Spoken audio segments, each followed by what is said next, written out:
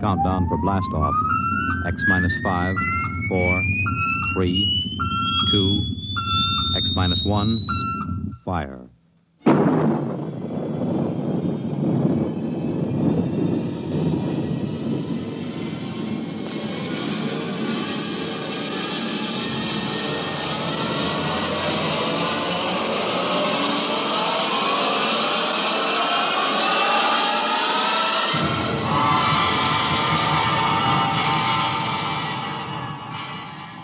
From the far horizons of the unknown come transcribed tales of new dimensions in time and space.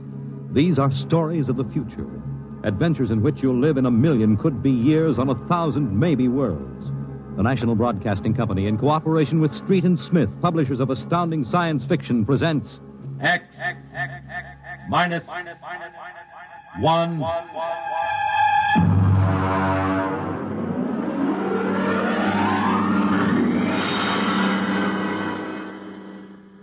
Tonight's story, The Outer Limit, by Graham Dorr.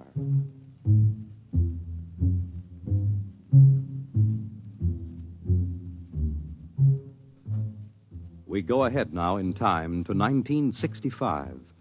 We're on a vast concrete runway set in the desert of the Southwest. A giant metal ship stands before us, prow pointed for the stars. And in 5 minutes, the signal will flash and it will tear up through the atmosphere to the outer limit.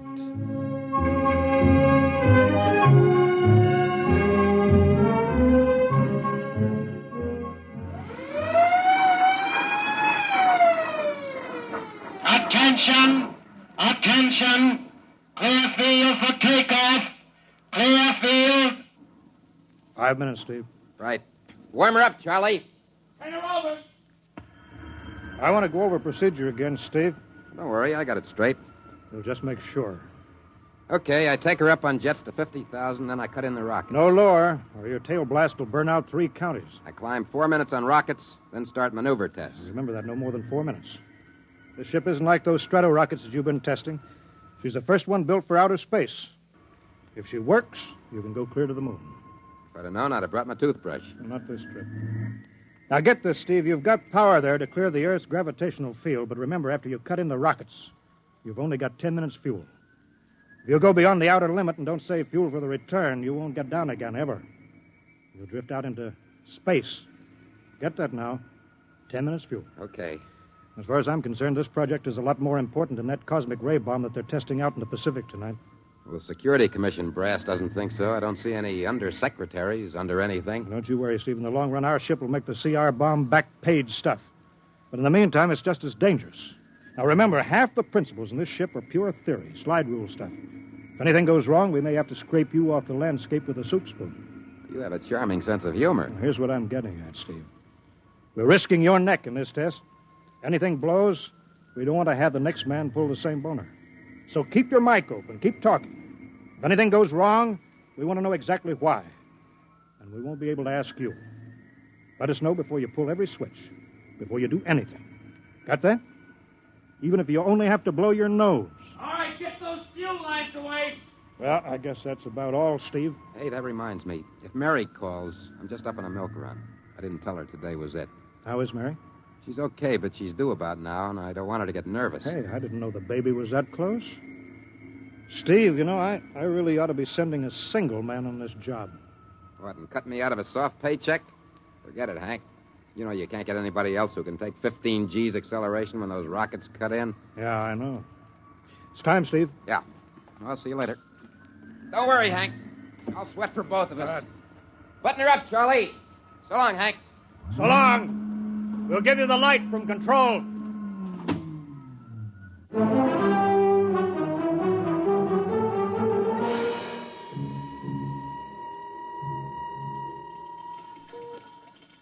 X2 JTR to control.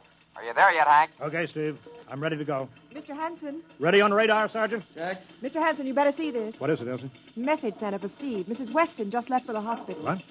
Hello, Steve. Yeah. Stand by a minute. Shall I hold it up, Mr. Hanson? Yes. No, wait just a minute. It's too late now. You going to tell him? Well, maybe he's got enough to worry about. Hey, what's holding us up, Hank? Something on your mind? No, there's nothing, Steve. I just wanted to say good luck. All right, Charlie. Give him the light.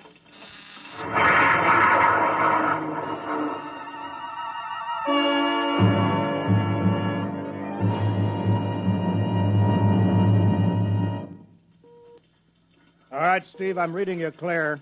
I'm at 20,000. Airspeed 600. It's running fine. Soundproofing works.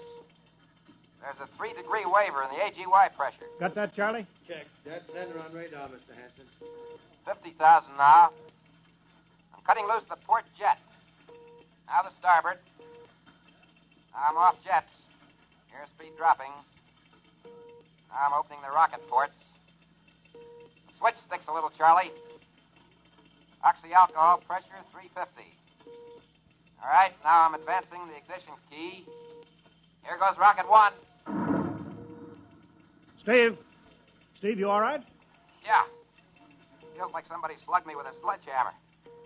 Airspeed now 1,200. Here goes number 2. She's okay, Hank. Running like a Swiss watch. She's okay.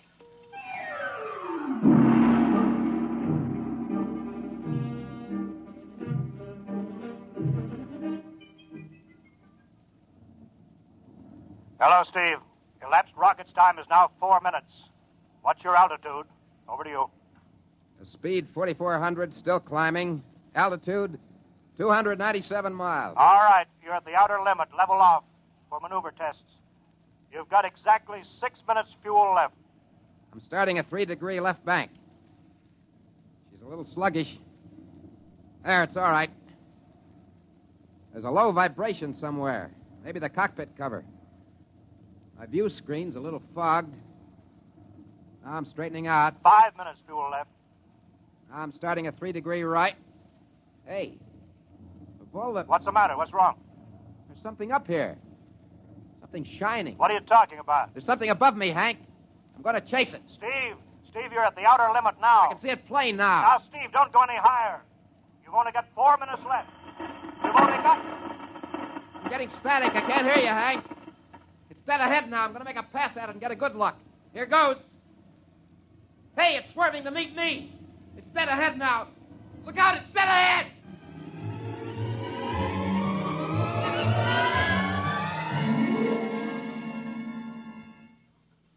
Hello, Steve. Steve, come in. 9 minutes fuel gone. There's still no sign Hello. of radar. Hello, Steve. What happened? Charlie, get the crash squad out. Tell the Army squadron to alert their search plane. Right. 9.5 minutes gone. Hello, Steve. Steve, listen to me. What's happened? Where the devil is he? Hello. Come in, Steve. Steve, come in. Hello, Steve. Hello, Steve. 10 minutes. Steve. That's the end of the fuel.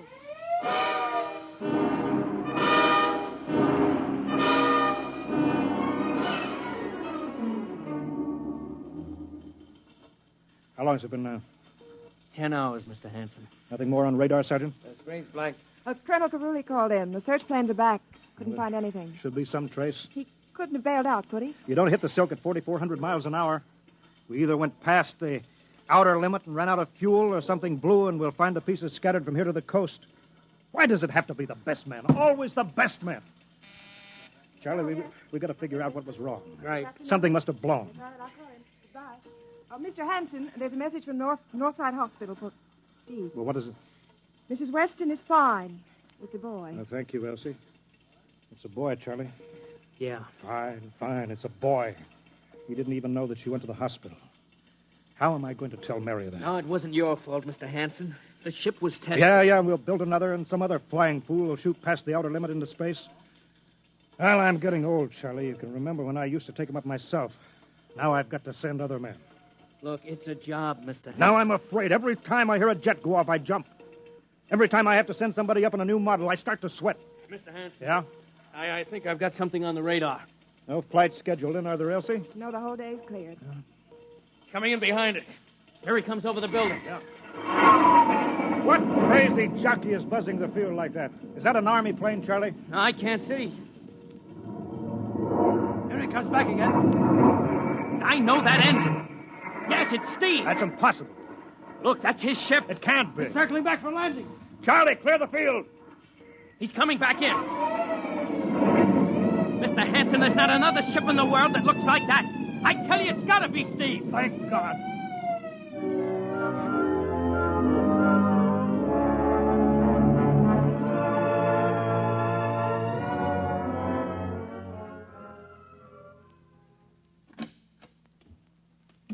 All right, sit down over there, Steve.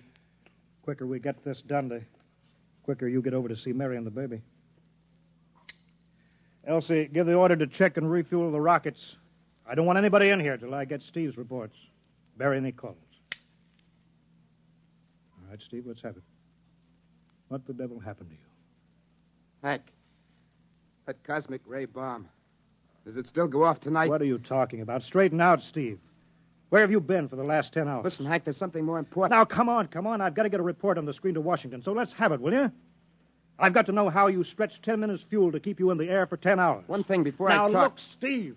Will you have the Geiger men run over the ship before they refuel? What did you run into? So help me, Hank, I don't know. But we better check and make sure it isn't radioactive. Elsie, add a Geiger report on the standard check. Steve, maybe we better have the medics look you over, too. No, I'm all right. They said I'd be all right. They? Look, son, I know you've had a tough time, but we've had this field on the alert for 10 hours, boy. One of the Army boys cracked up looking for you, and he's hurt bad. So let's have the story. Let's have it straight. I don't know how to tell you, Hank. Hank, I saw something up there. At 300 miles? I chased something up there, Hank, and I caught it. Now, don't hand me that, listen, Steve. Listen! I was cruising along, just starting the right bank, when I spotted something. It must have been going about half my speed. It was egg-shaped and smooth. I made a pass at it, and I came back for another, and then there was a humming sound. Humming? Sort of a vibration. And then I blacked out. I was headed straight for it at 4,400 miles an hour. I thought it was going to be the biggest smash since Hiroshima. And listen, Hank, is there a drink in that bottle? Yeah, sure. Well? What happened? Hank, I came to inside their ship. Steve, this whole thing has been a devil of a strain on you. I'm going to call Major Donaldson from the Army base, ask him to sit in. The psychiatrist? Yeah, that's a good idea. Let him run his tests. He'll tell you I'm not kidding. Because, Hank, unless I miss my guess, I've just been tipped off to the way the world ends.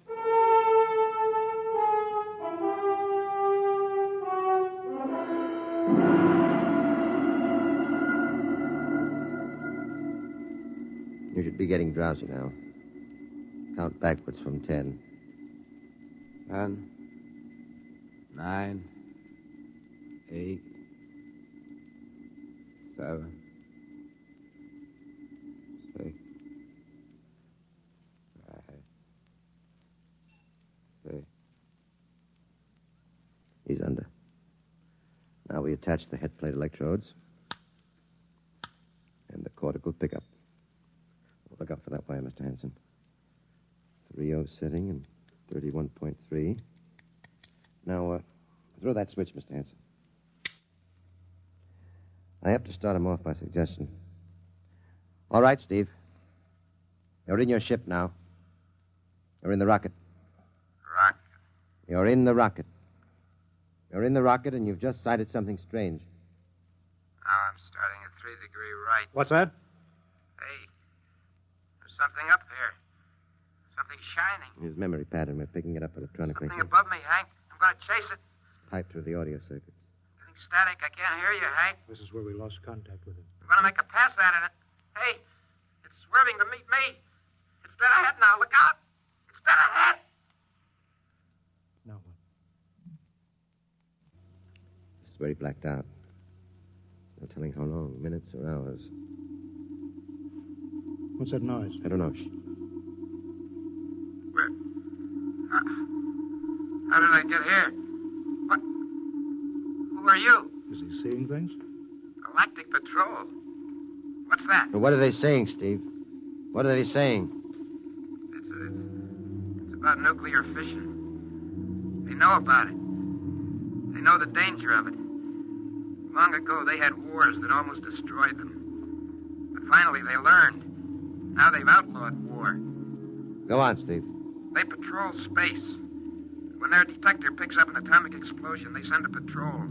They've been observing Earth, and they found wars and rumors of wars. What are they going to do? They've quarantined us. Quarantine? They've isolated all Earth because we're infected with a communicable disease. Because we don't know how to control ourselves yet. And until we learn, we'll be a menace to the whole universe. What is this nonsense? Quiet. How are they going to do it, Steve? Well, they've spread out a layer here of I don't know what to call it. It's all around the Earth.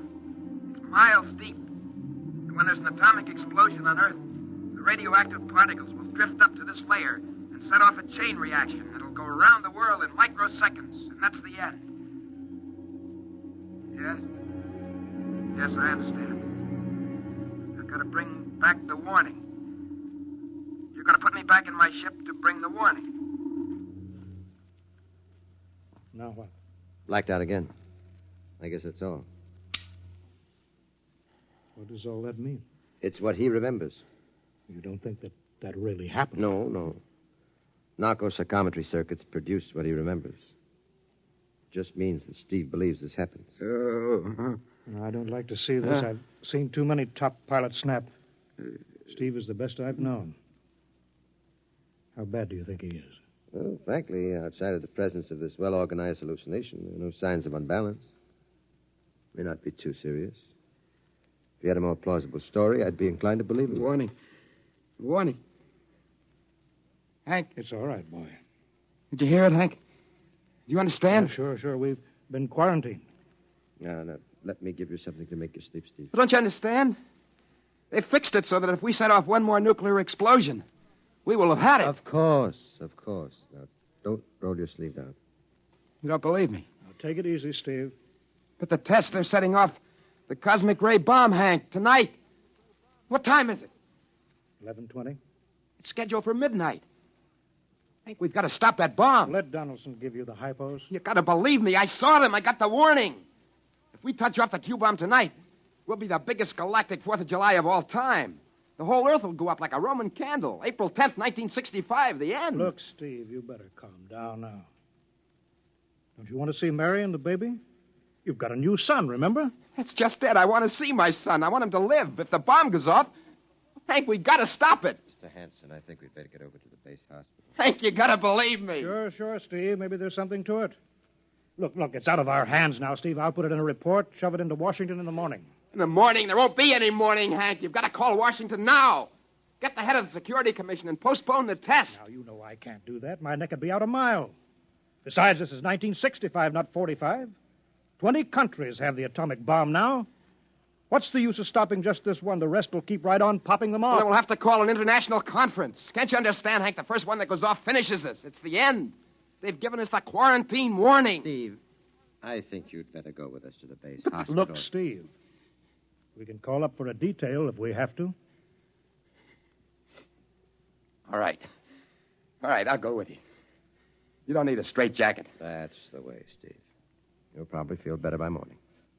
Let's go.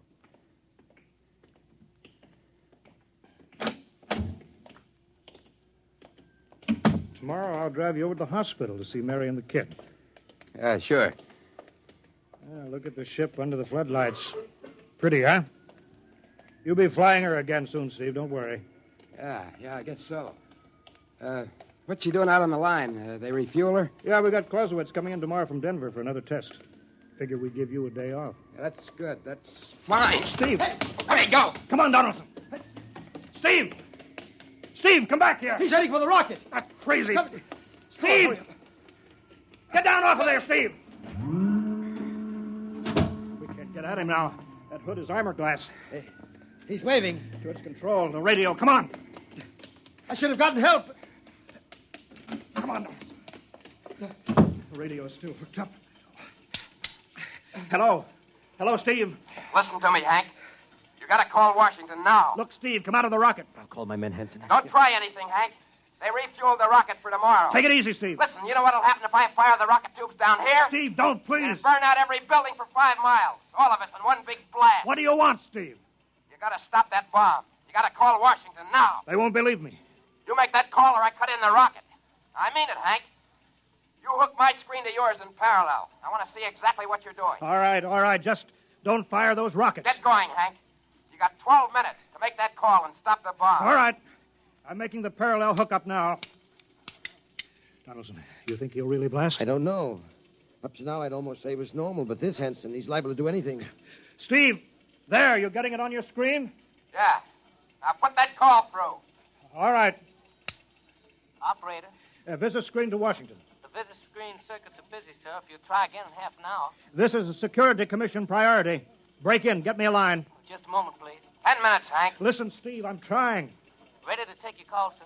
Washington Security Commission 3. Urgent. I want Undersecretary Herbert Ames. Washington 3. One moment, please. Hurry, will you, please? One moment, please. Chicago. San Marco calling Washington visit screen 3. Urgent. Washington 3. One moment, please. What time is it, Donaldson? 11:51. Do you think he'll fire those rockets? He might. Washington. Go ahead, San Marco. Visit screen 3. Mr. Herbert Ames. That is a coded exchange. I cannot accept your call without clearance. Listen, Washington, put this through. This is Mr. Hanson of Hanson Rockets Incorporated at San Marco Air Base. This is a priority call. I'm coded. One moment, please. I will check your code number. Get it through, Hank. That bomb goes off at 12. Will you be reasonable, Steve? Your call has cleared, San Marco. Washington visit screen 3. Herbert Ames. This is your call, sir. Security Commission. Ames. Oh, hello, Hanson. Listen, Ames. You've got to get me the chief. You kidding? He's at the test control room. Yes, I know, but get him for me. Hey, what's up? You look lousy. Or is it a bad circuit? There's no time, Ames. I've got to get him before the test. It's about the ray bomb. I can't take the responsibility. Get it through, Hank, or I blast. Hey, what's going on there? Ames, my project has a high enough rating. This is a priority A call. What? Well, it's your neck. Okay, I'll try to get him for you. He's in the control room, though. You'll have to switch off your screen and speaker and go on earphones. Too much going on in there. Security, you know. You hear that, Steve? I've got to cut the screen. All right. 8 minutes, Hank. Hello? Hello? Yes, sir. This is Hanson at San Marco. No, sir. Priority A request to cancel the bomb test. No, look, I'm serious. I'm deadly serious. We sent the X-2JTR up today to the outer limit, and we uncovered evidence. Yes, on the automatic instruments. What's that? No, this possible chain reaction. No, I can't tell you the whole story. There isn't time. Yes, I'll bring the readings into Washington in the morning. You've got to postpone the test till you see them. Yes, I understand that. I understand about the press. I'll take complete responsibility for this. What's that? Look, I've worked on contracts for the Commission for 10 years now. Yes, I have complete confidence in my information. You can record that. All right. I'll call you back immediately. Goodbye. Hank? He's agreed to cancel. The ray bomb won't go off. Thank God. All right, Steve. You can come down out of the ship.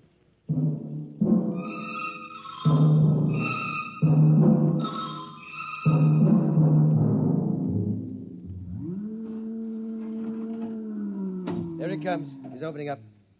All right, Steve. Come on down out of the ship. Sure, Hank. Hank, I was scared. I was plain scared. All right, easy now. It's all over. Bomb won't go off. Thank God. Hey, look. I want to see Mary and the baby. Can you get me transportation now? Hey, wait a minute. It's almost 12. They won't let you in the hospital now. I want to see the baby. For sure you do, but you've been under strain. I've got a shot here for you, Steve. Give you a good night's sleep. All right. Roll up your sleeve. Sure. Now, that'll make you sleep.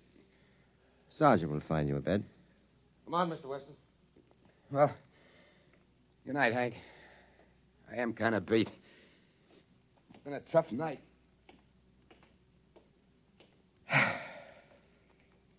Sure has. Thought for a minute he was going to blast those rockets and send us all to King Come. Yeah. Quite a stunt getting the ray bomb test called off. It isn't called off. The call? Ames couldn't get the chief. I was talking to a blank screen. Bomb goes off in a couple of minutes. Oh. Poor Steve. He's one of the best. He was the best.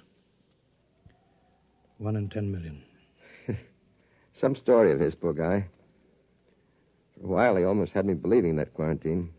That's a very common delusion. The end of the world. Last night, never saw the stars so bright. Better be getting in. That wind is cold. Bomb goes off in 30 seconds. Poor Steve. You know, Hanson, there's just one thing. Yeah? It's outside my field, but I'm curious. How did he keep that ship in the air for 10 hours with only 10 minutes fuel?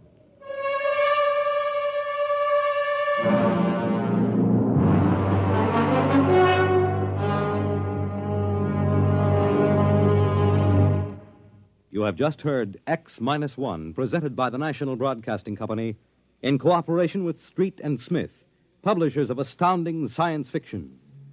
Tonight, by transcription, X-1 has brought you The Outer Limit by Graham Dorr, as adapted for radio by Ernest Kenoy. Featured in the cast were Joseph Julian, Wendell Holmes, Joe DeSantis, Bob Hastings, James Dukas, and Freddie Chandler. Your announcer, Fred Collins. X-1 was directed by Daniel Sutter and is an NBC Radio Network production.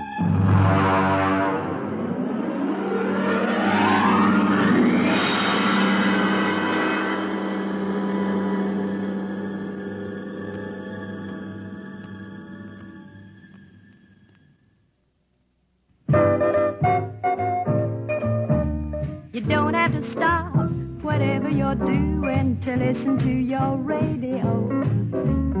Though you may have a lot to do whatever you've got to do.